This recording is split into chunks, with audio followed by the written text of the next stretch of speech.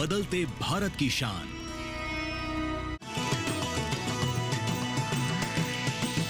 DD किसान, बदलते भारत की शान।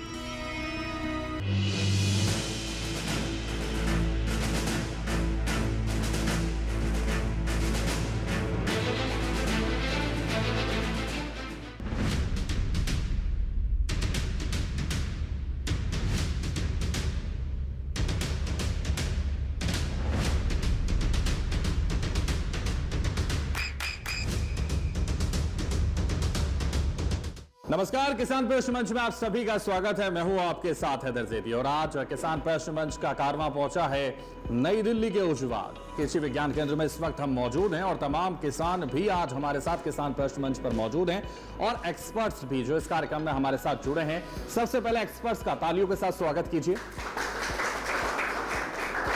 नमस्कार, मैं कैलाश जाखड़, कृषि प्रसार विशेषज्ञ, कृषि विज्ञान केंद्र उज्जवा दिल्ली। डॉक्टर राकेश कुमार, बागवानी विशेषज्ञ, कृषि विज्ञान केंद्र उज्जवा नई दिल्ली। के राणा, हेड कृषि विज्ञान केंद्र उज्जवा दिल्ली। डॉक्टर जेपी गोदारा, विशेषज्ञ पशुपालन, कृषि विज्ञान केंद्र उज्जवा। डॉक्टर समरपाल सिंह, विशेषज्ञ सस्य विज्ञान, कृषि विज्ञान केंद्र उज्जवा। और तमाम किसान भाई बहन भी हमारे साथ मौजूद हैं इस मंच पर, तो देखिए जोरदार तालियों के साथ अपना भी स्वागत कीजिए। देखिए, लगातार किसान प्रश्न मंच पर हम प्रश्न पूछते हैं और जवाब देते हैं हमारे किसान भाई बहन और डिसाइड करते हैं हमारे विशेषज्ञ कि उनको किसान कब से नवाजा जाए। तो इसी सिलसिले को आज हम आगे बढ़ाने के लिए उज्जवा पहुंचे हैं और उज्जवा में जो आज हमारे विषय होंगे हम आपको बता देते हैं। खरीफ मौसम में फसलों की समसामयिक कार्य और पशुधन से रिलेटेड हमारे सब्जेक्ट होंगे। साथ ही हम आपको बता दें MIDH एकीकृत बागवानी विकास अभियान से जुड़ा जो भारत सरकार की योजना है उससे जुड़े हुए सवाल होंगे। तो देखिए, सवालों की शुरुआत करेंगे बिना देरी किए, क्योंकि सवाल आपसे करने हैं और जवाब आप लोगों को देने हैं। तो इसलिए सवालों की शुरुआत करते हैं और आपसे पूछते हैं इस समय लगने वाली फसलों के नाम आपको बताने हैं। तो देखिए, इस समय कौन कौन सी फसलें लगती हैं वो आपको बताना है। तो जल्दी से जिन जिनको पता है वो हाथ उठा सकते हैं और हाथ उठने शुरू हो चुके हैं। तो देखिए, शुरुआत महिलाओं से करते हैं क्योंकि महिला किसान भी हमारे साथ हैं और इसलिए सबसे पहले उनसे बात करते हैं। खड़े हो जाए। मेरा नाम कमलेश है, मैं गुम्मनेड़ा से। जी कमलेश जी, बताइए। सर, इस समय धान लगेंगे और टमाटर, बैंगन और मिर्च और घिया, ये इस समय लगेंगे सर। भूख लगने लगी हमें, तो बैठ जाइए। तो देखिए, और भी लोग हैं यहाँ जो बताना चाहते हैं। जल्दी से खड़े हो जाइए। बुजुर्ग किसान है जो सबसे पहले हाथ उठा रहे थे, सबसे पहले बताना चाह रहे थे, इसलिए इनसे ही जान लेते हैं। जल्दी से खड़े हो जाइए। क्या नाम है आपका? प्रदीप कुमार है मेरा नाम। जी प्रदीप जी, बताइए। इस टाइम सर बाजरा लगेगा, गुआर, धान और ये आपका बैंगन, टमाटर, घिया, तोरी, इस तरह की यही फसलें। बैठ जाइए। आप भी बताना चाह रहे हैं, युवा किसान है, देखिए जेंटल किसान। जी, क्या नाम है आपका? मेरा दानिश कुमार, घुमानेड़ा गांव से। दानिश कुमार, बताइए। ये फसलों की अगर हम बात करें तो यही धान, बाजरा, ज्वार, इस तरीके की फसलें लगेंगी। और सब्जियों में अगर हम आए तो घिया, तोरई, मिर्च, टमाटर, बैंगन, ये आजकल किसानों के सबके घर में लगाई जाती है बेसिकली। और भी किसान जो बताना चाह रहे थे, जल्दी से खड़े हो जाइए। जिन्होंने हाथ उठाया था, आप बताना चाह रहे थे, खड़े हो जाइए और आइए इधर। अपना नाम बताइए। नाम धर्मेंद्र, डागर गांव, मलिकपुर। जी धर्मेंद्र, बताइए। ये गवार जैसे बोलते हैं जी, जवार, बाजरा, ठीक है जी, घिया, तोरी, बताओ वो हो गया जी। ये सारी खरीफ फसल होती है जी। ठीक है, बैठिए। तो देखिए, तमाम किसानों ने जवाब दिए और बताया कि किस तरह से सब्जियां इस वक्त उगाई जाती हैं, कौन कौन सी फसलें इस वक्त लगाई जाती हैं। लेकिन अब विशेषज्ञों के पास चलते हैं और उनसे जानते हैं कि किसका जवाब बिल्कुल सही है, किसको किसान कब से नवाजा जाए। साथ ही वो ये भी बताएंगे कि इस समय कौन कौन सी फसलें लगाई जाती हैं। इस सवाल का जो सबसे अच्छा जवाब दिया है दानिश जी ने दिया है, जो घुमानेड़ा से है। खरीफ मौसम में जो सब्जियां लगाई जाती है मुख्य तौर पर, जैसा कि इन्होंने भी बताया कि जो कुकुरबिट्स, बेल वाली सब्जियां हैं जिसमें घिया, तोरी, करेला, खीरा ये लगाई जाती है। साथ ही टमाटर, बैंगन, मिर्च की खेती होती है। और इस समय जो है लोबिया, भिंडी, चौलाई, इन सारी चीज़ों की सब्जियों की खेती होती है। साथ ही साथ जो जिन्होंने बताया कि जो फसलें हैं, क्रॉप है, उसमें जो मुख्य रूप से इस समय खेती की जा रही है इस एरिया में वो है धान की खेती है, बाजरा है, ज्वार है और कुछ क्षेत्रों में ग्वार भी लोग लगाते हैं। तो इस तरह से जो दानिश जी ने जवाब दिया वो काफ़ी हद तक अच्छा था। तो आइए दानिश, जोरदार तालियां दानिश के लिए बजाइए। इन्होंने सही जवाब दिया। आ जाइए, आपको यहाँ किसान कब से नवाजा जाएगा। तो जोरदार तालियां एक बार फिर से बजा दीजिए दानिश के लिए, क्योंकि इन्होंने सही जवाब दिया और इसलिए किसान कप से नवाजे गए। बहुत शुक्रिया आपका सही जवाब देने के लिए। और देखिए लगातार जिस तरह से प्रश्न हम करते हैं और प्रश्नों के उत्तर हमारे किसान भाई देते हैं और विशेषज्ञ यहाँ लगातार डिसाइड करते हैं कि उनको किसको किसान कप से नवाजना है। साथ ही इस समय जो लगने वाली फसलें हैं और जो फसलों के बारे में हमारे लगातार जवाब दिए गए उसको हम आगे बढ़ाते हैं और एक और सवाल आप लोगों से पूछते हैं जिसका जवाब आप लोगों को देना है। खरीफ फसलों में पोषण प्रबंधन कैसे किया जाता है ये आपको बताना है। तो देखिए खरीफ फसलों में पोषण प्रबंधन कैसे आप लोग करते होंगे तो वो आपको बताना है। तो जल्दी से हाथ उठाइए बिना देरी किए और बताइए खरीफ फसलों में का पोषण प्रबंधन कैसे किया जाता है। और तमाम जो किसान हैं यहाँ वो हाथ उठा सकते हैं, बता सकते हैं कि कैसे पोषण प्रबंधन किया जाता है। तो जल्दी से हाथ उठाएं और बताएं। तो देखिए लगातार जो किसान भाई बहन हैं वो हाथ उठा रहे हैं और इसलिए हम आगे से शुरुआत कर लेते हैं इन्हीं बहन से। जी, ये इसमें खाद में उबड़ आने के लिए गोबर, गाय का गोबर और 3 किलो बेसन और ये गोमूत्र, इनको सबको एक टंकी में मिक्स करके और उसको हम खेतों में डालेंगे, इससे उसके पोषण तत्व बढ़ जाएंगे। ठीक है, बैठिए। तो देखिए कमलेश बहन हैं जो किसान हैं जो बता रही हैं, और बुजुर्ग किसान हमारे साथ हैं जो बताना चाह रहे हैं। मेरा नाम सतवीर सिंह, गांव समसपुर खालसा, उजुआ नई दिल्ली, किसान हूँ समसपुर का। सबसे पहले तो हम अपनी धरती का पीएच मान की जांच कराएंगे, कितनी वैल्यू है उसकी। 6-7 पीएच मान हमारी धरती का रहना चाहिए। उसके बाद उसमें गोबर की, नीम खड़ी की खाद हम डालेंगे, केचुए की भी खाद डाल सकते हैं जिसको ऑर्गेनिक बोलते हैं। उसके बाद बीजारोपण करते हैं। जैसे पौधा हमारा बड़ा होता है फिर उसमें देखते हैं इसमें किस चीज़ की डेफिशिएंसी है, पोटास, कैल्शियम, फास्फोरस, वो कुछ हम रासायनिक खाद के द्वारा उसकी पूर्ति करते हैं। और उसके साथ साथ अगर मिट्टी में नमी कम है तो उस नमी की भी पूर्ति के लिए हम चाहे ड्रिप से चाहे किसी तरह की उसकी उष्णता को भी बनाए रखते हैं। ठीक है, बैठिए। तो देखिए लगातार किसान बता रहे हैं कि कैसे वो प्रबंधन करते हैं और भी जो किसान हैं बहन भाई किसान यहाँ हैं वो बता सकते हैं और किसान कब पा सकते हैं। तो जल्दी से हाथ उठाइए। तो देखिए लगातार जो किसान हैं बताना चाह रहे हैं और यहाँ एक और किसान हैं तो बताना चाह रहे हैं। जल्दी से, नाम क्या है आपका? महेंद्र सिंह, गांव मलिकपुर। जी महेंद्र जी बताइए। पहले मिट्टी की जुताई करते हैं, उसके साथ साथ उसमें जो गोबर की खाद है और प्लांट्स का जो सड़े गले पत्ते वगैरह हैं उनसे जो बनाई हुई खाद है उसको मिक्स करते हैं और उसके बाद कुछ समय के लिए उसको छोड़ देते हैं धूप में तैयार होने के लिए। उसके बाद उसमें बीज डालते हैं या प्लांट्स को लगाते हैं और जो प्लांट्स थोड़े बड़े होते हैं तो उनमें पानी भी साथ साथ देते हैं और कुछ उसको एडिशनल जो फर्टिलाइजर्स हैं वो उसमें डालते हैं। ठीक है, बैठिए। तो देखिए महेंद्र जी ने भी जवाब दिया और भी कोई किसान जो जवाब देना चाहता है, बताना चाहता है कि कैसे वो खरीफ फसलों का प्रबंधन करते हैं। और अगर नहीं बताना चाहते तो ये वक्त हो चुका है विशेषज्ञों के पास जाने का। विशेषज्ञों से जान लेते हैं कि किसको किसान कब से नवाजा जाए, किसने सही और बिल्कुल सटीक उत्तर दिया है। साथ ही वो ये भी बताएं कि कैसे प्रबंधन किया जाता है फसलों का इस वक्त में। जी, जैसे बात हो रही थी अभी पोषण कैसे दिया जाए फसलों में। पोषण का मतलब है कि फसलों में, क्योंकि कुछ किसान भाई समझ नहीं पाए थे उसमें, पोषण का मतलब है कि उसको खुराक कैसी दी जाए। तो खुराक देने के 2 तरीके हैं। एक तो है हमारे जो मैन्योर है जिसमें गोबर की खाद है, केचुए की खाद है, कंपोस्ट है, और दूसरा ये है जो फर्टिलाइजर्स हैं। फर्टिलाइज़र 2 तरीके के होते हैं, तो केमिकल फर्टिलाइज़र है, डीएपी, यूरिया है, और फिर तीसरा होता है कि ये बायो फर्टिलाइज़र जो जिसमें जीवाणु होते हैं जो हमें जो पोषण को जो उपलब्ध कराते हैं पौधों के लिए।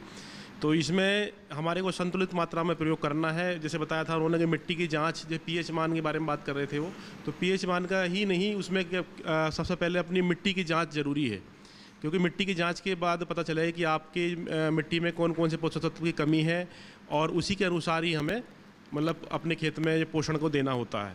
तो इसमें आपने देखा होगा कि जो नाइट्रोजन है उसे हमें कई डोजों में देनी पड़ती है, और पोटास और फास्फोरस है या जिंक है ये केवल बुआई के समय प्रयोग करते हैं खेतों में। जिससे क्या है, क्योंकि जो नाइट्रोजन है, नाइट्रोजन 3 बार में दी जाती है। धान की फसल की बात कर लें या बाजरे की बात करते हैं तो इसमें 2 बार में दी जाती है, क्योंकि जो नाइट्रोजन है पौधों को जो है अलग अलग अवस्था में आवश्यकता पड़ती है, और जो फास्फोरस पोटास है उसे एक बार डाल देंगे तो पूरे जो पौधे का जो समय है उस समय तक धीरे धीरे घुल के उपलब्ध होती रहेगी। तो इसी तरीके से जो बताया है उन्होंने, जैसे कि किस हिसाब से करें, तो जो उधर समसपुर वाले हैं उनका आंसर ठीक है। उन्होंने मतलब बताया कि मिट्टी की जांच पे फोकस करा है, ये मेन चीज़ है। किसी भी पोषण को देने से पहले मिट्टी की जांच मतलब ज़रूरी है, किसी फसल की बुवाई से पहले। तो ये उनका आंसर काफ़ी हद तक ठीक है। तो सतवीर जी का आंसर देखिए यहाँ सही घोषित हो चुका है। ये जोरदार तालियां इनके लिए बजाइए। और इनको यहाँ किसान कब से नवाजा जाता है, क्योंकि इन्होंने सही जवाब दिया है, तो इसलिए इनको यहाँ किसान कब दिया जा रहा है। तालियों में कंजूसी मत कीजिए।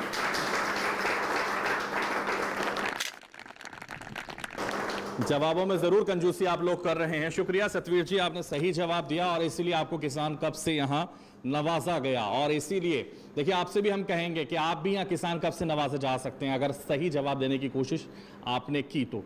और मुख्यतः आप जवाब देने की कोशिश तो कीजिए कम से कम, उसके बाद ये डिसाइड होगा कि विशेषज्ञ आपको किसान कप देते हैं या नहीं, लेकिन आपको जवाब तो देना चाहिए। और इसीलिए हम इस सिलसिले को आगे बढ़ाते हैं और एक और सवाल आपकी झोली में डालते हैं और उसके बाद देखते हैं कि कितने लोग हाथ उठाते हैं। तो देखिए, खरीफ फसलों के खरपतवार प्रबंधन कैसे किया जाता है। तो खरपतवार में इसका प्रबंधन कैसे आप लोग करते हैं, ये आपको बताना है खरीफ फसलों में। तो खरीफ फसलों में खरपतवार प्रबंधन में आप लोग क्या करते हैं वो आपको बताना है। तो बिल्कुल इजी सा क्वेश्चन है जिसका जवाब आपको देना है। और देखिए, वही लोग हाथ उठा रहे हैं जिन्हें किसान कप से नवाजा जा चुका है। इसलिए मैं आपसे भी कहूंगा, आप लोग भी हाथ उठाएं, आप भी अपनी जो नॉलेज है वो लोगों तक पहुंचाएं। तो देखिए, हाथ उठ चुका है आगे से, और इसीलिए आगे से ही जान लेते हैं। तो जल्दी से खड़े हो जाइए। प्रदीप जी लगातार कोशिश कर रहे हैं। सर, एक तो उसमें स्प्रे के द्वारा किया जा सकता है खरपतवार का, एक नला होकर के हाथ से, जैसे अब धान बुए हुए हैं, धानों में हाथ से डंगा निकाल लेते हैं, वो भी खरपतवार प्रबंधन होता है। तो देखिए, और भी लोग हैं जो बता सकते हैं, जो समझा सकते हैं कि खरपतवार में वो कैसे प्रबंधन करते हैं, कैसे वो फसलों को सुरक्षित रख पाते हैं, ये उनको बताना है। तो जल्दी से हाथ उठाइए और बताइए। देखिए, नहीं तो फिर मैं खुद उठाऊंगा और खुद पूछूंगा आप लोगों से। तो इसलिए आप हाथ उठाइए तो मैं आपके पास आऊंगा। तो देखिए, और भी किसान भाई बहन हैं जो बता सकते हैं, जो समझा सकते हैं। आप भी किसान हैं, खड़े हो जाइए। देखने में किसान ही लग रहे हैं आप, जवान भी लग रहे हैं, किसान भी लग रहे हैं। खरपतवार के लिए तो हम तो जी नलाई का करते हैं। जैसे मैंने बाजरा बो रखा था, उसमें हमने वो कराई जी, हाथ से कराई नलाई करा। हाँ जी, हाँ जी। तो ये तो कम से कम बताइए, नलाई करते हैं, स्प्रे करते हैं, क्या करते हैं, वो तो कम से कम बता सकते हैं। और भी देखिए, युवा किसान हाथ उठा रहे हैं, तो इनसे जान लेते हैं। क्या नाम है आपका? मेरा नाम बादल सिंह है। बादल? हाँ, जी बादल होता है। मैं ये दिल्ली सागरपुर से हूँ। तो उसमें खरपतवार नाशक दवाई से स्प्रे कर सकते हैं और नलाई गुड़ाई करके उसको खरपतवार को बाहर निकाल सकते हैं।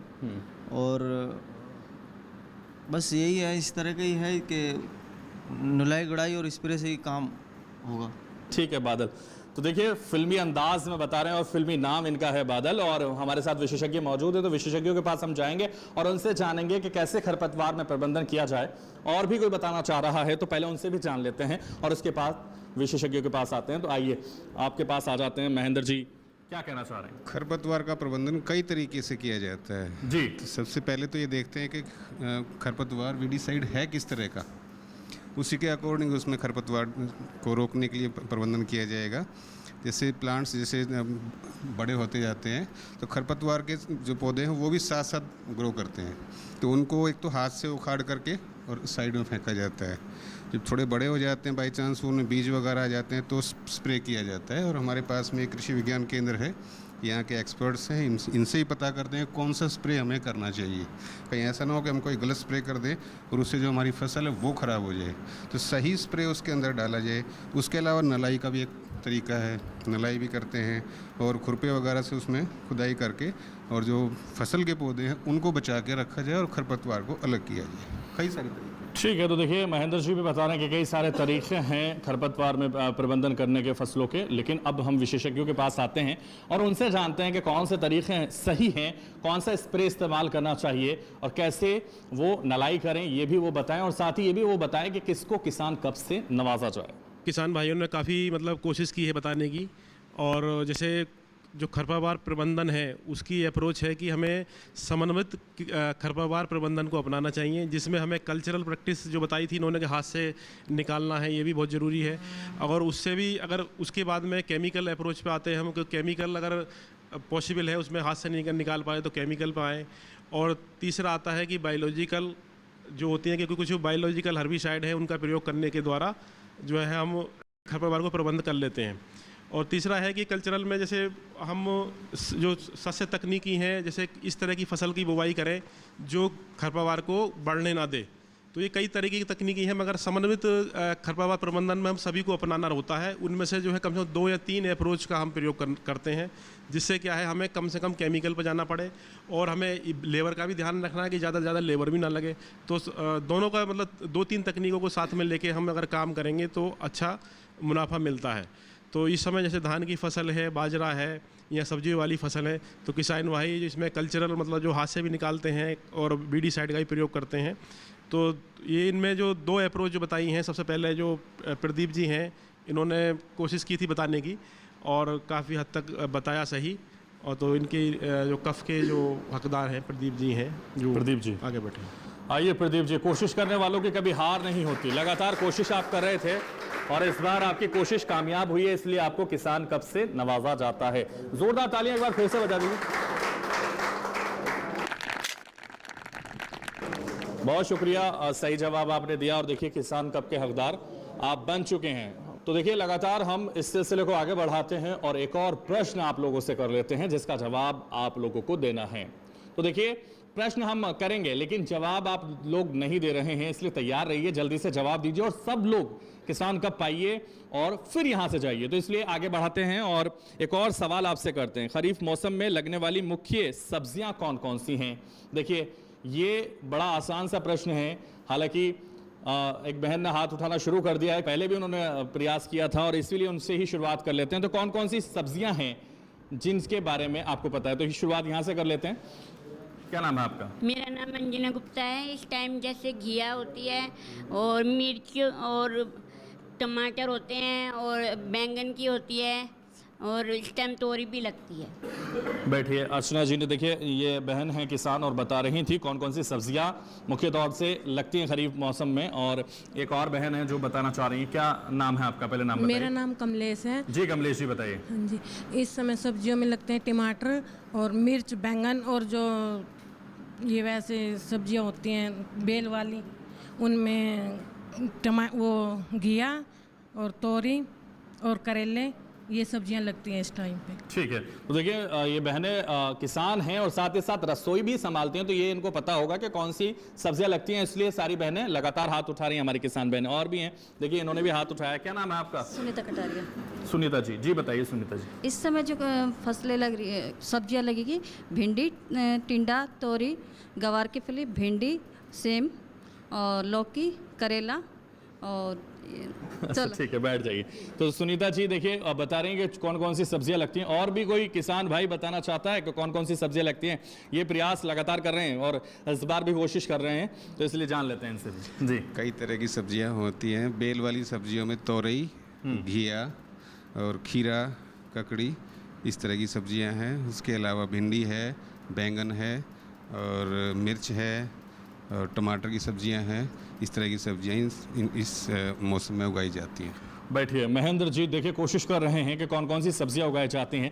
हालांकि बादल जो यहाँ युवा किसान हैं ये भी बताना चाहते हैं। क्या बताना चाहते हैं बादल, बताइए जल्दी। सर इस टाइम फूल गोभी, पत्ता गोभी और हरी मिर्च, शिमला मिर्च और ये घिया, तोरी, बेल वाली फसलें जो हैं ये सब्जी भी लगती है इस टाइम। ठीक है, बैठिए। देखिए टी शर्ट भी आपने उसी कलर की पहन रखी, हरी मिर्च, शिमला मिर्च, सारी मिर्च आपने बता दी। तो देखिए और भी कोई बताना चाहता हो तो हाथ उठा सकता है और बता सकता है कि इसका सही जवाब क्या है। हालांकि अब विशेषज्ञों के पास हम चलते हैं और उनसे जानते हैं कि इसका सही जवाब क्या होगा। साथ ही वो ये भी बताएं कि कौन कौन सी सब्जियां लगाई जाती हैं और किसको किसान कब से नवाजना है, ये भी हम विशेषज्ञों पर छोड़ते हैं। इस समय जो खरीफ मौसम में मुख्य रूप से सब्जी लगाई जाती है वो ज़्यादातर जो कद्दू वर्गीय सब्जियां हैं, बेल वाली सब्जियां हैं, घिया, तोरी, करेला, खीरा, ककड़ी जो भी है, इन सारी जो बेल वाली सब्जियां इस मौसम में लगाई जाती है। इसके साथ साथ जो भिंडी है, मुख्य रूप से जो खरीफ में भिंडी लगाई जाती है, लोबिया है, चौलाई है, इनकी भी खेती होती है। जैसा कुछ लोगों ने टिंडा की भी खेती इस समय की जाती है। तो इस सवाल का जो सही जवाब जो दिया है इसमें महेंद्र जी ने बहुत अच्छा दिया है क्योंकि जो बेसिक सब्जियां हैं जो इस समय लगाई जाती है जिन्होंने बताया है, तो महेंद्र जी इसे कब के हकदार हैं। तो महेंद्र जी देखिए, आइए जोरदार तालियां महेंद्र जी के लिए बजाइए। हालांकि कोशिश महिलाओं ने सबसे ज्यादा की थी, लेकिन फिर भी महेंद्र जी ने बाजी मार ली है। जोरदार तालियां इनके लिए बजा दीजिए।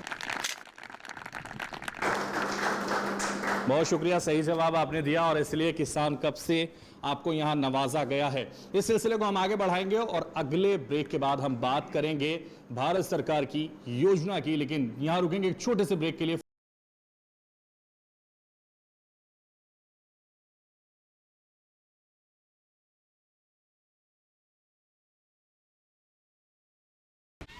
युविका जी, आपने जो बच्चों के लिए गिफ्ट दिए थे उनमें से तो ये उत्पाद निकले। ये आपके बच्चों के लिए ही है। बच्चे वाला इसका क्या करेंगे? ये आपकी फसल को कीड़ों, रोग, दीमक सबसे बचाएगा, बिना आपको ये आपके खेत को नुकसान पहुंचाए। तो अपना आज अच्छा हुआ ना, और साथ ही साथ ये मिट्टी और फसल के स्वास्थ्य का ध्यान भी रखेगा, यानी अपनों का कल भी अच्छा। मतलब T20 और टेस्ट मैच दोनों में जी। बिल्कुल। IPL बायोलॉजिकल्स यूज करें अपने आज और अपनों के कल के लिए।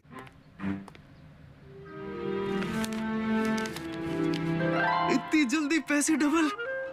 ओ, जमा करोगे तो फिर भुगतोगे। यहाँ लो। ऐसी लुभाने वाली स्कीम में पैसे जमा करना यानी धोखे की संभावना, इसलिए पहले पूरी जांच, उसके बाद पैसे जमा, नहीं तो आपके पैसे हो जाएंगे RBI कहता है जानकार बनिए, सतर्क रहिए।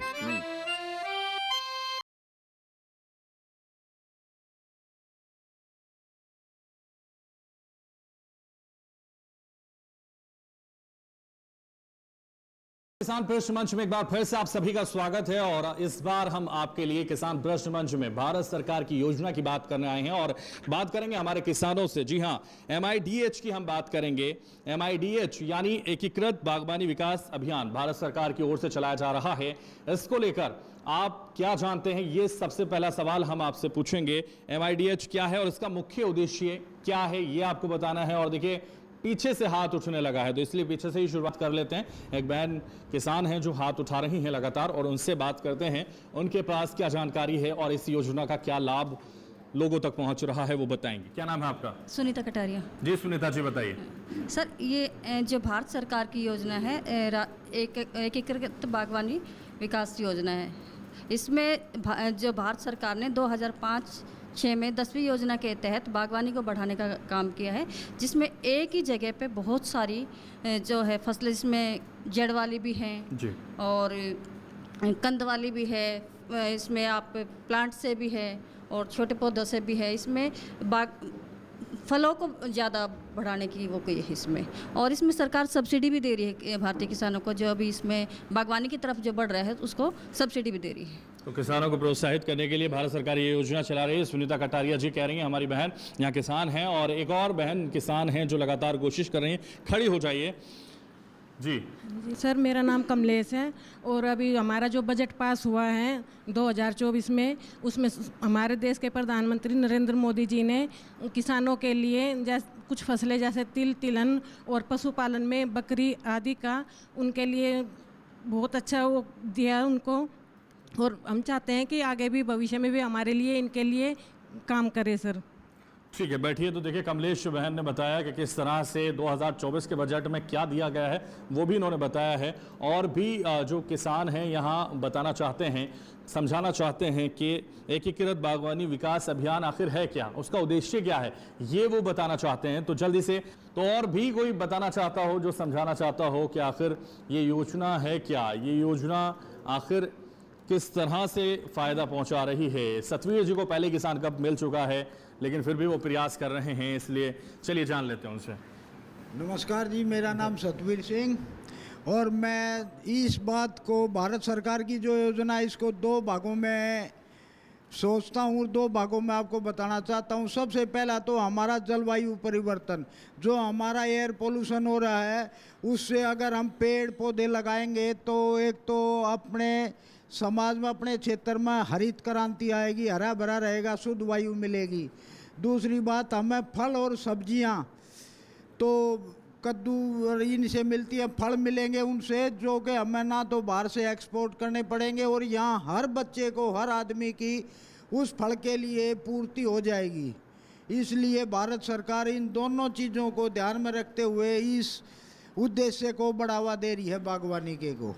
धन्यवाद जी बिल्कुल। तो देखिए और भी किसान हैं जो बताना चाहते हैं, जल्दी से खड़े हो जाइए। क्या नाम है आपका? मेरा नाम योगेंद्र पाल है जी योगेंद्र जी, का रहने वाला हूँ जी। एकीकृत बागवानी योजना में भारत सरकार की 2 योजनाएं मुख्य है। एक ही छत के, एक ही खेत के नीचे फल फूल और उसके अंदर कुछ सब्जियाँ जो एकल प्रणाली है वो भारत सरकार चाहती है कि वहाँ सब्जी भी उगाए और नीचे फल, जैसे फलों के पेड़ लगाए और उसके नीचे जो फलों के पेड़ों के नीचे जो सब्जियों के है उनके नीचे एक ही करते उसके नीचे वे लग सकते हैं। जैसे अमरूद के पेड़ है वो है, उसके नीचे इस समय फलों के पेड़ों के नीचे, फूलों के पेड़ों के नीचे सब्जियों के भी पेड़ लगा सकते हैं और वो हो जाए। ठीक है योगेंद्र जी, बैठिए। तो प्रयास किया योगेंद्र जी ने भी, जो किसान हैं और यहाँ हमारे साथ मंच पर मौजूद हैं, उन्होंने भी बताया कि किस तरह से इस योजना का लाभ लोगों तक पहुँच रहा है, किसानों तक पहुँच रहा है। लेकिन अब हम विशेषज्ञों के पास जाते हैं और उनसे जान लेते हैं कि किसको किसान कब से नवाजा जाए और किसने इस योजना के बारे में विस्तार से बताया। और मैं विशेषज्ञों से भी कहूँगा कि हमारे दर्शकों और हमारे किसानों को इस योजना के बारे में, इसके उद्देश्य के बारे में विस्तार से बताएं। जी किसानों ने काफ़ी अच्छा जवाब दिया। भारत सरकार के द्वारा 2005-06 के अंदर राष्ट्रीय बागवानी विकास मिशन के नाम से MIDH की योजना लाई गई थी। इस योजना का प्रमुख उद्देश्य था कि देश भर में बागवानी की फसलों को बढ़ावा देना, फल वृक्षों को बढ़ावा देना, फूल वाली फसलों को बढ़ावा देना। इसमें भारत सरकार के माध्यम से राज्य सरकार को अनुदान दिया जाता है और उस अनुदान में भारत सरकार का हिस्सा होता है और राज्य सरकार का हिस्सा होता है और इन दोनों हिस्सों के माध्यम से किसान को अनुदान दिया जाता है। लगभग 50 से 60% से अधिक किसानों को अनुदान मिलता है। उस अनुदान के माध्यम से किसान नवीनतम फसलों को अपनाते हैं, बागवानी फसलों को बढ़ावा देते हैं और वो जो भी बागवानी के संबंधित अपने इक्विपमेंट है वो खरीद सकते हैं। और जो लघु और सीमांत वर्ग के किसान होते हैं उनके जो कोई नया इक्विपमेंट, नया कोई बागवानी के संबंधित कोई मशीनरी खरीद रहे हैं या कोई ड्रिप इरिगेशन लगा रहे हैं या स्प्रिंकलर लगा रहे हैं या पोली हाउस लगा रहे हैं या कोई बागवानी फसलों का बाग लगाना चाह रहे हैं या कोई मल्चिंग लगाना चाह रहे हैं, वाटर हार्वेस्टिंग पॉन्ड बनाना चाह रहे हैं, ये सब पहलू उसमें शामिल किए गए हैं। अलग अलग राज्यवार जो राज्य सुख क्षेत्र वालों के लिए अलग योजना है जहाँ पे बागवानी फसलें अच्छी होती है, केलावाला की फसलें, आम की फसलें अच्छी होती है, वहाँ के लिए इस योजना में अलग से प्रावधान किया गया है। ये योजना 2 प्रकार से किसानों को लाभ मिल सकता है। एक तो राज्य सरकार के माध्यम से, दूसरा यदि किसान सीधा नेशनल हॉर्टिकल्चर बोर्ड, राष्ट्रीय बागवानी बोर्ड जो गुड़गांव के अंदर स्थित है, वहाँ पे किसान या किसान उत्पादक संगठन या स्वयं सहायता समूह वहाँ पे डायरेक्ट अपने प्रोजेक्ट या परियोजना बना के भी इस योजना का सीधा लाभ ले सकते हैं और राज्य सरकार के माध्यम से अपने क्षेत्र में नज़दीकी बागवानी अधिकारी से संपर्क करके इस योजना का लाभ उठा सकते हैं। और इस सवाल का सही जवाब हमारे बीच में बैठे किसान ढांसा से सुनीता जी है, उन्होंने दिया। जोरदार तालियां सुनीता जी के लिए बजाइए। सुनीता जी ने सही जवाब दिया है और इसलिए सुनीता जी को यहाँ किसान कप से नवाजा जाता है। एक बार फिर से जोरदार तालियां बजाएं। बहुत शुक्रिया सुनीता जी, सही जवाब आपने दिया। और देखिए यहाँ किसान कप का हकदार आपको बनाया गया और विस्तार से हमारे विशेषज्ञ आपको बता रहे हैं कि इस योजना से क्या लाभ आपको पहुंच रहा है और किस तरह से आप लाभ ले सकते हैं। तो इसी योजना से जुड़ा हुआ एक और सवाल आप लोगों के सामने रखते हैं जिसका जवाब आप लोगों को देना है। हालांकि ये भी इसमें डिसाइड हो जाएगा कि कितने लोग पहले ही ये समझ चुके होंगे कि ये जो जवाब है उससे जुड़ा हुआ सवाल जो है। अब हम आपसे यही सवाल पूछ लेते हैं, MIDH का पूरा नाम क्या है? इससे पहले मैंने आपको बताया था, आप कितने लोगों ने दिमाग लगाया है, कितने लोगों ने नहीं लगाया है, वो भी आप पर निर्भर करता है। तो इसलिए जल्दी से MIDH हिंदी में आप बता सकते हैं उसका पूरा नाम क्या है? तो देखिए हाथ उठने लगे हैं, हालांकि हाथ पीछे से उठ रहे हैं, तो इसलिए शुरुआत कर लेते हैं पीछे से ही और उनसे ही जान लेते हैं। तो जल्दी से खड़े हो जाइए। MIDH mission integrated development horticulture. ठीक है, बैठिए। तो महेंद्र जी ने देखिए कोशिश की है, अब कोशिश कितनी कामयाब होती है ये तो विशेषज्ञ तय करेंगे, लेकिन और भी कोई बताना चाहता हो तो वो बता सकता है और वो किसान कब पा सकता है। तो इसलिए हाथ उठाइए। MIDH का पूरा नाम क्या है ये आपको बताना है, हिंदी में आप बता सकते हैं और पा सकते हैं किसान कब। इंग्लिश में भी बता सकते हैं, हिंदी में भी बता सकते हैं। आप बताना चाह रहे हैं, जल्दी से खड़े हो जाइए। मेरा नाम देवऋषि है जी। जैसे कि हमारे किसान भाई ने बताया, MIDH मतलब मिशन इंटीग्रेशन हॉर्टिकल्चर, मैं भी समझता हूँ इसका भी फुल फॉर्म यही है। तो देखिए और भी लोग हैं यहाँ जो बता सकते हैं, जो पा सकते हैं किसान कब। हालांकि आप पहले किसान कब के हकदार बन चुके हैं, लेकिन फिर भी आपको मौका दिया जाता है, बताइए। MIDH का हिंदी में है एकीकृत बागवानी विकास मिशन। ठीक है, हिंदी इसकी, और इंग्लिश भी बताना चाहेंगे? इंग्लिश में नहीं बता पाऊंगी। ठीक है, तो देखिए यहाँ किसानों ने बता दिया है कि क्या है इसका पूरा नाम, क्या है इसकी फुल फॉर्म, ये किसान बता रहे हैं। और भी कोई किसान बताना चाहता है तो जल्दी से हाथ उठा सकता है। कोई बताना चाह रहा है यहाँ, किसके मन में है MIDH की फुल फॉर्म बताना चाहता है या उसका नाम हिंदी में बताना चाहता है तो जल्दी से। बहुत ही आसान सा प्रश्न है, अगर आप बताना चाहते हैं तो बता सकते हैं, लेकिन अगर नहीं बताना चाहते तो हम चलते हैं विशेषज्ञों के पास, वो आपको बताएंगे इसका हिंदी क्या है और इसका इंग्लिश में फुल फॉर्म क्या है, और साथ ही वो ये भी तय करेंगे कि इसकी कोशिश बिल्कुल कामयाब हो चुकी है। इसका जो जैसा कला जी ने बताया था, इसकी उद्देश्य ऑब्जेक्टिव्स क्या हैं, इसका फुल फॉर्म जो है मिशन इंटीग्रेटेड डेवलपमेंट हॉर्टिकल्चर, उसका हिंदी में जो है एकीकृत बागवानी विकास अभियान। इंग्लिश में अगर हम बात करेंगे तो सबसे अच्छा है, देवऋषि ने अच्छा बोला है जो मिशन इंटीग्रेटेड डेवलपमेंट हॉर्टिकल्चर, तो देवऋषि को हम चाहेंगे कि इससे आइए देवऋषि जी, आइए। देखिए तो यहाँ जोरदार तालियों से देव जी का स्वागत कीजिए। बिल्कुल, देखिए शुक्रिया बहुत, आपने सही जवाब दिया। और मैं ये कहूँगा विशेषज्ञों से कि वो MIDH की फुल फॉर्म के बारे में हिंदी में भी बताएं और इंग्लिश में भी इन लोगों को बताएं और उसका लाभ भी बताइए। MIDH है मिशन इंटीग्रेटेड डेवलपमेंट हॉर्टिकल्चर, और उसका हिंदी जो है एकीकृत बागवानी विकास अभियान। इसका जो लाभ है मुख्य रूप से जो जितने भी बागवानी फसलें करने वाले किसान भाई हैं, अगर वो करना चाहते हैं, जैसे हम पॉली हाउस की बात करते हैं या ड्रिप इरिगेशन सिस्टम है या मशरूम की खेती है, इन सारी चीज़ों पे क्योंकि इसमें इन्वेस्टमेंट ज़्यादा होता है, लागत ज़्यादा आती है, तो किसान भाई इसको ज़्यादा ऑफर नहीं कर पाते। तो उसके लिए भारत सरकार ने ऐसे किसानों के लिए ये स्कीम निकाली है जिसमें किसान जितना इन्वेस्टमेंट करता है उसका 50% तक अनुदान जो है भारत सरकार MIDH मिशन मतलब इसके अंतर्गत उसको सब्सिडी दी जाती है। और जैसा कि कैलाश जी ने बताया कि अगर कोई किसान भाई राज्य सरकार के अलावा अगर सीधे भारत सरकार में अप्लाई करना चाहता है तो उसका नेशनल हॉर्टिकल्चर बोर्ड है, वहाँ से भी वो अप्लाई करके, लेकिन वहाँ पे ग्रुप में या ऐसा कोई संस्था है वो अप्लाई करता है जिसमें वो सीधे तौर पे किसानों को 50% तक सब्सिडी देते हैं। तो ये किसानों के लिए बहुत ही फ़ायदेमंद है जो बागवानी करना चाहते हैं, जो सब्जियों की खेती हो, जो नर्सरी है, क्योंकि दिल्ली पेरी अर्बन क्षेत्र है और यहाँ पे नर्सरी का बहुत ज़्यादा डिमांड रहता है।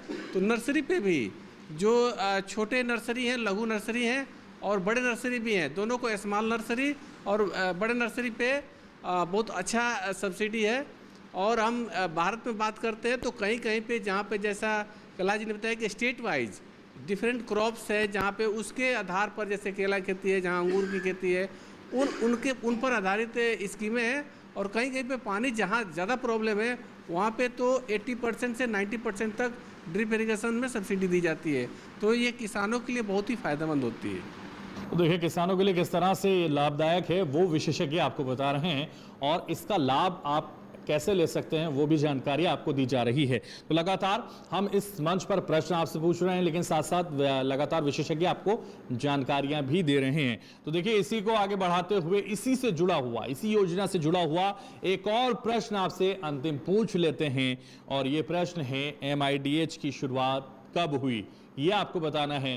तो जल्दी से हाथ उठाइए और बताइए कि MIDH की शुरुआत कब हुई है, ये आपको बताना है। हालांकि लगातार वही लोग हाथ उठा रहे हैं जिन्हें लगातार कप मिल चुके हैं। तो देखिए अब यहां से हाथ उठने शुरू हुए हैं और इसीलिए यहीं से शुरुआत कर लेते हैं, महिलाओं से शुरुआत कर लेते हैं, लेडीज फर्स्ट। इसलिए महिला किसान बहन यहां हैं, खड़ी हो जाइए बहन।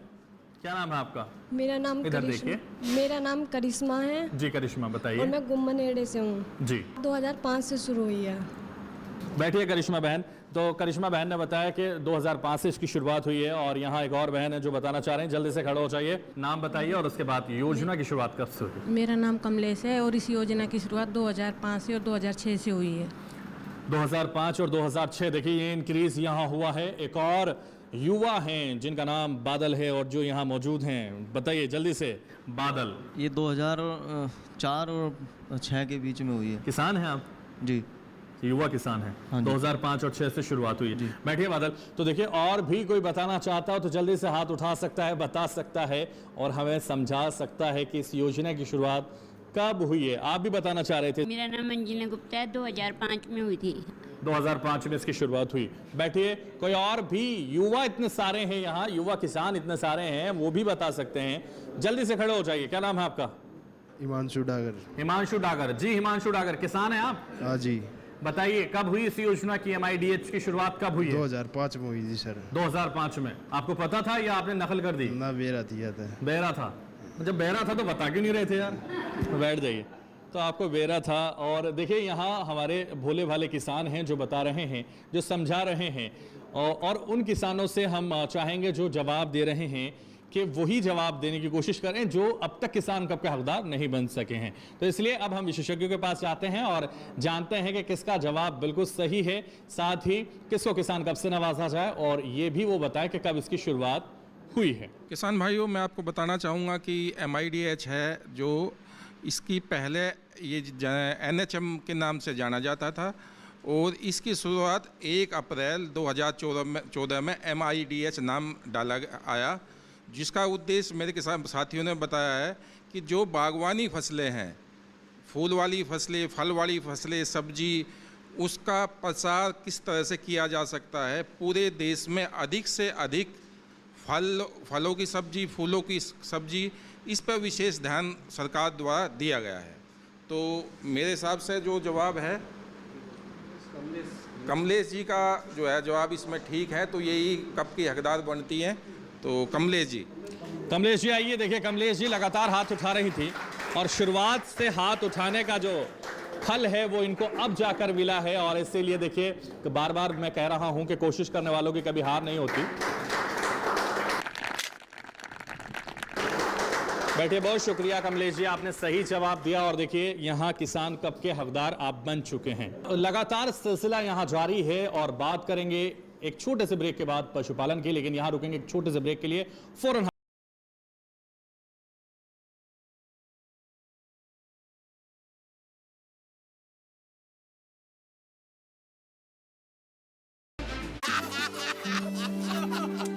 चुटकुला समझ नहीं आया? समझ तो ये नहीं आता कि खेत धान का या खरपतवार का। तो इसमें समझना क्या है दोस्त? ले आओ धान के खरपतवारों का स्पेशलिस्ट ग्रीन लेवल।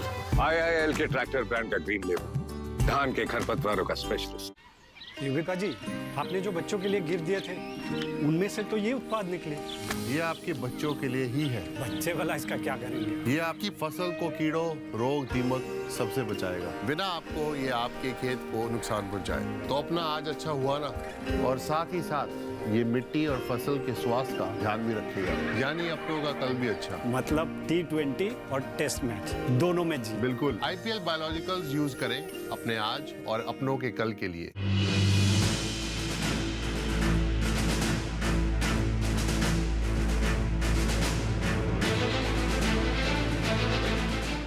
ब्रेक के बाद एक बार फिर से किसान प्रश्न मंच में आप सभी का स्वागत है और लगातार जो सिलसिला यहां इस मंच पर जारी है उसको आगे बढ़ाते हैं और बात करते हैं पशुपालन की। जी हां, पशुपालन से जुड़े हुए सवाल आपसे लेते हैं जिसका जवाब आपको देना है। तो देखिए, वर्षा ऋतु मानसून में पशुओं में क्या प्रबंधन करना चाहिए ये आपको बताना है।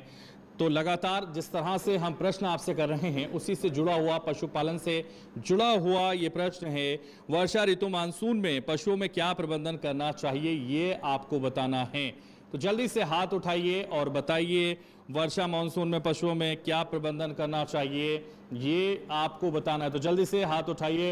हाथ उठने शुरू हो चुके हैं हालांकि। तो देखिए लगातार हम आपसे सवाल कर रहे हैं और वर्षा ऋतु मानसून में पशुओं में क्या प्रबंधन करना चाहिए, कैसे प्रबंधन करना चाहिए, वो आपको बताना है। जल्दी से आप खड़े हो जाइए, बताइए क्या नाम है आपका? धर्मेंद्र डागर है जी। थोड़ा साफ सफाई का ख्याल रखना चाहिए क्योंकि आजकल मच्छर और मक्खी हैं ज़्यादा जी, तो उसका थोड़ा भाई पशु को अच्छी तरीके से नहलाए। अच्छा, उसकी थोड़ी साफ सफाई रखे जी। अच्छा, साफ सफाई रखनी चाहिए। बैठिए। डागर साहब ने बताया देखिए किसान हैं कि किस तरह से साफ सफाई रखनी ज़रूरी है। तो देखिए और भी किसान हैं जो बता सकते हैं। आप हाथ उठा रहे थे सर, नाम बता दीजिए पहले। मेरा नाम देवऋषि है जी। देवऋषि जी बताइए। मैं सर ये बचपन से देखता आ रहा हूँ। जैसे मेरी माँ जी के पास, मतलब जो मेरी दादी थी उनके पास पशु थे, गायें थी ज़्यादातर। तो मैं देखा करता हूँ उनको, वो सर्दियों के समय में उनको शेड के नीचे रखा करते और भाई खुरों में मतलब कि उसमें ज़्यादा कीचड़ ना फंस जाए उसका ज़्यादा ख्याल रखा करता है क्योंकि फिर सड़न गलन चालू हो जाती है उससे। और ज़्यादा मॉइस्चर भी होता है, उसकी वजह से उनकी सेहत का और खान पान में भी थोड़ा बहुत सुधार करना जरूरी है। चलिए बैठिए। देवऋषि, कोशिश आपने की है लेकिन पहले किसान कप के हकदार आप बन चुके हैं, तो इस बार आपको बनाया जाना मुश्किल है। लेकिन और भी योगेंद्र पाल है, उनको मौका दे देते हैं। आइए, क्या नाम है आपका? योगेंद्र पाल ही है ना? हाँ जी, योगेंद्र। बताइए क्या कहना चाह रहे हैं? वर्षा ऋतु में पशुओं का विशेष ध्यान इसलिए रखना चाहिए कि इसमें मधुमक्खी, मक्खियाँ ये अटैक करती है शाम को हर हालत में। जो उनका ठाण होता है, हम अपनी भाषा में ठाण बोलते हैं, या रहने का स्थान, उसमें धुएं की जो पत्तियां है उससे हाथ धुआं करना चाहिए ताकि उससे वो जो मक्खियाँ है उनको ना करे।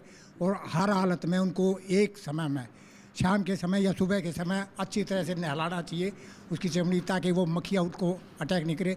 और इस मौसम में उनके जब धार मतलब दूध निकालते हैं तो थन जो है वो अच्छी तरह से साफ, खासकर विशेषकर इस मौसम में जरूर रखने चाहिए।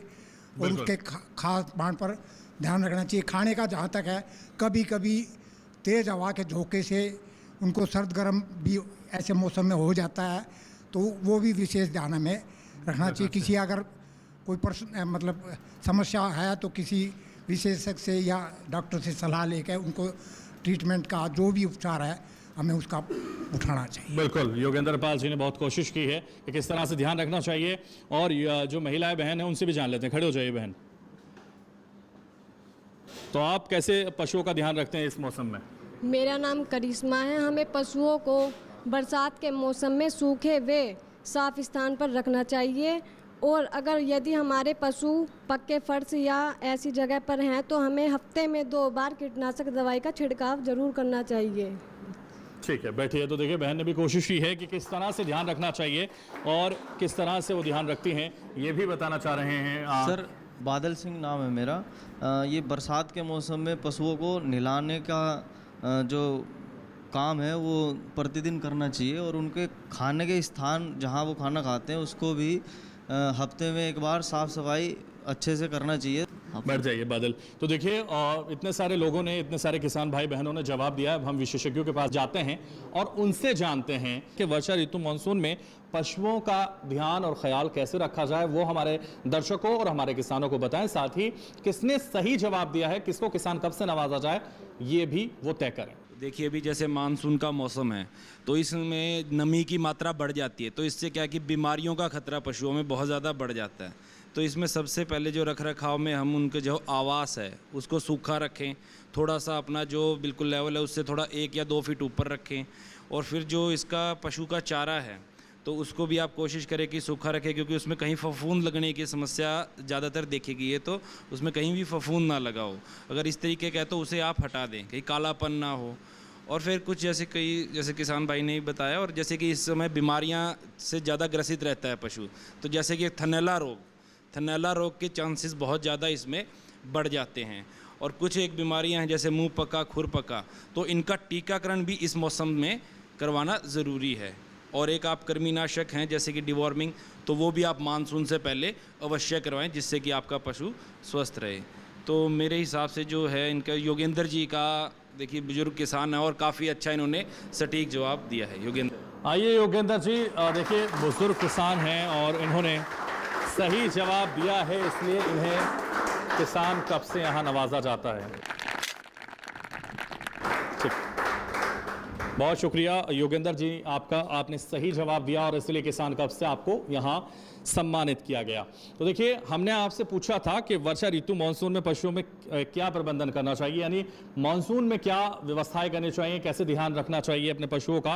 लेकिन अब इसी से जुड़ा हुआ एक और सवाल, वर्षा ऋतु से पहले क्या करना चाहिए, किस तरह का रखरखाव छोटे बच्चे यानी छोटे जो पशु होते हैं उनका कैसे रखा जाए, वो आप बताइए। तो जल्दी से बताइए कि वर्षा से पहले क्या तैयारियां करते हैं आप अपने पशुओं के लिए, उनके बच्चों के लिए, उनके तमाम पशुओं के लिए आप किस तरह की व्यवस्था करते हैं, किस तरह से देखभाल करते हैं, किस तरह से रखरखाव की तैयारियां करते हैं, वो बताइए। वर्षा से पहले आप लोग क्या करते हैं, जल्दी से हाथ उठाइए। तो वर्षा ऋतु से पहले क्या रखरखाव करने चाहिए छोटे बच्चों में, ये आपको बताना है। तो जल्दी से हाथ उठाइए और बताइए कि किस तरह से रखरखाव किया जाना चाहिए। तो जल्दी से हाथ उठा सकते हैं, बता सकते हैं। तो जो भी हाथ उठाना चाहे वो हाथ उठा सकता है, बता सकता है, समझा सकता है। तो देखिए मानसून आने से पहले किस तरह की तैयारियां आप करते हैं पशुओं में उनको रखरखाव के लिए, और ये बता रहे हैं हमारे ये किसान भाई। जल्दी से, क्या नाम है आपका? बादल सिंह नाम है जी बादल। ये है कि बरसात आने से पहले ध्यान रखना है कि जब भी हम पशुओं को उसमें अब उनके बाड़े में रखेंगे तो उसमें बारिश का पानी ना टपके, उसका इंतजाम करना है और कीचड़ ना हो जाए। और क्या है कि उस बरसात से पहले वो चीचड़ियाँ होती हैं तो उनकी भी साफ़ सफाई बच्चों पे करनी है हर बार। ठीक है, हरे भरे किसान हैं आप, बैठ जाइए। और लगातार हरा भरा जवाब आप दे रहे हैं। और एक और जो युवा किसान है जो हाथ उठा रहे थे, मैं उधर ही आ जाता हूं और आपसे जान लेते हैं कि आपको क्या जानकारी है, तो इसलिए आपसे पूछ लेते हैं। और क्या नाम है आपका? मेरा नाम निखिल है। हाँ निखिल, बताइए। बारिश आने से पहले हमें सबसे पहले तो हमें उसकी साइड देखनी होती है कि कहीं पानी न टपक रहा उसके ऊपर, और हमें अगर वो कच्चे में है तो उसके ठाणों को पहले ही मिट्टी से पूरा कर देना चाहिए, उसको 1-1.5 फुट ऊपर उठा देना चाहिए कि पानी न भरे, क्योंकि अगर वहाँ पे पानी भरेगा तो उनके पैरों में कीड़े पड़ जाएंगे और समस्या आ जाएंगी। तो इस और काफ़ी जैसे कि किसी भी डॉक्टर से, विशेषज्ञ से उनके बारे में पता करते रहे कि भाई इनको कोई दिक्कत ना हो, उनके इंजेक्शन वगैरह जो भी है टाइम से लगवाते रहे। ठीक है, तो ये तैयारियां पहले ही मानसून से पहले कर लेनी चाहिए। निखिल का कहना बैठिए। और भी कोई बताना चाहता है, जो समझाना चाहता है कि आखिर क्या जानकारी उसको है, तो हाथ उठा सकता है, बता सकता है, समझा सकता है। आप बताना चाहेंगे? खड़े हो जाइए। क्या नाम है आपका? जयवीर। जयवीर जी, बताइए। सबसे पहले तो जो जैसे हमारा बाड़ा है जी, जहाँ हमको रखते हैं, पहले तो उसका देखना है कि यहीं से उसमें बारिश का पानी उसके अंदर ना आए। ठीक है। दूसरा फिर हमें उसका जो जहाँ हमको रखते हैं तो उसका जहाँ वो उनका बैठने का है तो थोड़ा सा ऊंचा रहे, ताकि उसमें कीचड़ ना जाए उसके अंदर, ताकि उनको बारिश के पानी में मतलब कि पानी भर जाए तो उसमें बैठ ना पाए। इस तरह की हमें देख रेख करनी पड़ती है। देखिए पूरी देखरेख इन्होंने बताई। और जयवीर जी बैठिए। तो और भी कोई किसान बताना चाहता है, समझाना चाहता है कि कैसे वो रखरखाव करते हैं, कैसे वो ध्यान रखते हैं, कैसे वो अपने पशुओं की बारिश से पहले तैयारियां करते हैं कि कैसा उनको रखना है, कैसे उनको बचाना है उस मानसून से जो उनको नुकसान पहुंचा सकता है, बता सकते हैं। तो देखिए और भी कोई बताना चाहता हो तो वो हाथ उठा सकता है, बता सकता है, समझा सकता है कि कैसे मानसून से पहले वो तैयारी करते हैं। लेकिन अगर नहीं बताना चाहते तो हम विशेषज्ञों के पास चलते हैं और उनसे ही जान लेते हैं कि कैसे तैयारी की जानी चाहिए मानसून आने से पहले, और साथ ही किसको किसान कब से नवाजा जाए वो ये भी बताएं। जैसे अभी मानसून आ रहा है तो इससे पहले कि जो भी हमारे, जैसे हमने बात की थी कि नवजात का हम क्या रखरखाव रखें, कि जैसे ही जो छोटे बच्चे होते हैं तो एक तो इनको सूखे में, क्योंकि अगर ये मिट्टी या गीले में रहेंगे तो एक नेवल इल, कि जैसे कि देसी भाषा में आप कहें सूंड पकना, तो इस तरीके की बीमारी हो जाती है। तो उसमें आप हल्दी और उसका उपचार कर सकते हैं, पर सबसे पहले उसके नीचे आप सूखा पुराड़ या भूसा डाल के उससे आप बचाव रख सकते हैं। और फिर जैसे कि अभी मच्छर मक्खी, इनसे आप बचाव कर सकते हैं। और फिर जो उसका आवास है, क्योंकि कई बार क्या है कि जैसे जो ठाण बोल देते हैं आप, जो मेंजर है उसमें कहीं क्रैक वगैरह ना हो, तो उसके अंदर क्या है कि जो चीचड़ और जितने भी आपके हैं तो ये उसके अंदर अपना आवास और वहीं प्रजनन करके वो अपनी जनसंख्या बढ़ाते हैं और फिर आगे आपके पशु को नुकसान पहुंचाते हैं। तो इसके अंतर्गत मैं मानता हूं कि जो निखिल का जवाब काफ़ी हद तक सटीक रहा है। आइए निखिल, आपको दिया जाता है किसान कप, क्योंकि आपने दिया है सही जवाब, इसलिए आपको किसान कप से यहाँ नवाजा जाता है। तो जोरदार तालियां एक बार फिर से बजा दीजिए। बहुत शुक्रिया निखिल, आपको किसान कप से नवाजा गया क्योंकि आपने सही जवाब दिया। और इसीलिए अब हम लगातार प्रश्न जिस तरह से आपसे पूछ रहे थे, जिसका जवाब आप लोग दे रहे थे और डिसाइड कर रहे थे हमारे विशेषज्ञ के किसको किसान कप से नवाजा जाए। लेकिन अब हम आगे बढ़ते हैं, और अगर आपके मन में है कोई सवाल तो आप कर सकते हैं विशेषज्ञों से अपना सवाल, जिसका जवाब हमारे विशेषज्ञ देंगे। ये मौका आपके पास है, तो जल्दी से हाथ उठा लीजिए। और अगर पूछना है किसी को कोई सवाल तो विशेषज्ञों से वो पूछ सकते हैं। अब हमारा ये सेशन स्टार्ट होता है, तो जल्दी से हाथ उठाइए और पूछिए अपना सवाल, जिसका जवाब देंगे हमारे विशेषज्ञ। तो देखिए हाथ उठने लगे हैं, और सबसे पहले सतवीर जी बहुत उत्सुक हैं सवाल करने के लिए, तो इसलिए इनसे ही जान लेते हैं क्या है इनका सवाल, जिसका जवाब देंगे हमारे विशेषज्ञ। मैं अपने विशेषज्ञों से यही पूछना चाहता हूं कि हमारे इन सवालों में काफ़ी बार आया है सब्सिडी, तो उसके बारे में तो अवेयरनेस करें किसान को, कहाँ से सब्सिडी मिलती है, कौन देता है, कैसे मिलती है, उसके बारे में अभी तक कोई भी नहीं बताया गया है। मैं विशेषज्ञों से कहूँगा कि वो जवाब दें सतवीर जी का। सतवीर जी, जो सब्सिडी की हम बात कर रहे हैं, चाहे वो MIDH की कर रहे हैं, चाहे इसके अलावा और कितनी सब्सिडी हैं, जैसे अभी फसल अवशेष के ऊपर सब्सिडी है, पर जो दिल्ली की बात अगर हम कर रहे हैं तो कुछ जो भी राज्य सरकार के माध्यम से मिलती हैं तो उनको आप राज्य सरकार के माध्यम से आप ले सकते हो। मशीन की भी है कि आप ब्लॉक है जो अपना जो नजफगढ़ में आप ब्लॉक है वहाँ आप अप्लाई कर सकते हैं यंत्रों के लिए। दूसरी MIDH की अगर हम बात करें तो दिल्ली गवर्नमेंट का जो है आपके हॉर्टिकल्चर डिपार्टमेंट है, तो उसमें अगर हम बात करें मशरूम से संबंधित है या मधुमक्खी से पालन से संबंधित है या बागवानी की और योजनाएं जो हैं तो वहाँ आप संपर्क कर सकते हैं। तो इस तरह की जो स्कीम है वो आपके राज्य सरकार के माध्यम से है। बाकी अगर इसके अलावा भी आपको कुछ जानना है तो इंडिविजुअल आपके आके किसी भी विशेषज्ञ से किसी भी स्कीम के लिए यानी कि कोई भी योजना के लिए अगर आपको जानना है तो आप कभी भी कृषि विज्ञान केंद्र में आके उस योजना के बारे में जानकारी प्राप्त कर सकते हैं। बिल्कुल। तो देखिए और भी सवाल हैं किसी का तो वो हाथ उठा सकता है और पूछ सकता है सवाल। और देखिए यहाँ महेंद्र जी लगातार हाथ उठा रहे हैं, किसान हैं, जल्दी से खड़े हो जाइए। क्या है आपका सवाल, जल्दी से पूछिए हमारे विशेषज्ञ। अभी हमारे पशुपालन विशेषज्ञ ने बताया कि बरसात के दौरान जो पशुओं के बच्चे हैं उनको किस तरह से बचा के रखा जाए। लेकिन मेरा पूछना है कि बरसात से पहले हमें क्या तैयारी करनी चाहिए कि उन बच्चों को कोई प्रॉब्लम ना हो और हम बचा के रख सकें। बरसात से पहले ये सवाल भी था इनका कि मानसून से पहले हमें क्या तैयारियां करके रखनी चाहिए, क्योंकि सबसे पहले की जो आवास है, क्योंकि वो आप तुरंत बना नहीं पाएंगे, तो आपके आवास के अंदर कहीं भी क्रैक वगैरह ना हो कि कहीं पानी टपकता रहे। और फिर सबसे जो मेन आपका इसमें जो गाभिन पशु आपके कि जो लगता है आपको कि अब जो 1-2 महीने में ब्याने वाले हैं तो उनके लिए जैसे कि ये कहते हैं भी डिवॉर्मिंग का ये मिथ भी बना हुआ है कि कई कहते भी जी 7 से 8 महीने में हम डिवॉर्मिंग करवाएं, कृमिनाशक दवा दें या ना दें। पर जो साइंस कहती है इसमें अगर आप थोड़ा सा कि पशु को एक स्ट्रेस आता है कि पशु में अनावश्यक जैसे कि वो गाभिन भी है तो उसको आप 7 से 8 महीने में अगर देते हैं तो जो उसका आगे आने वाला नवजात है उसके अंदर भी कृमिनाशक देने की आपको ज़रूरत नहीं पड़ेगी।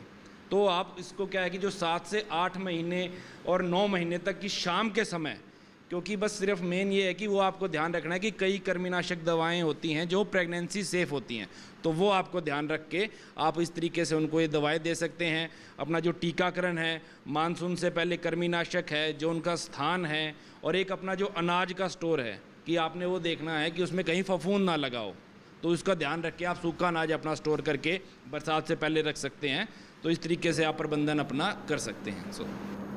तो देखिए तमाम सवाल आपने पूछे जिसका जवाब आपको विशेषज्ञों द्वारा मिल गया होगा, और आपसे भी जो सवाल पूछे गए जिसका जवाब बखूबी आप लोगों ने दिया। और खरीफ मौसम में फसलों की समसमाई कार्य और पशुपालन से जुड़े हुए सवाल हमने आपसे पूछे, MIDH से जुड़े हुए सवाल हमने आपसे पूछे जिसका जवाब बखूबी आप लोगों ने दिया। इस कार्यक्रम में विशेषज्ञ हमारे साथ जुड़े, आप लोग भी जुड़े, तो सबसे पहले विशेषज्ञों का शुक्रिया करते हैं तालियां बजाकर।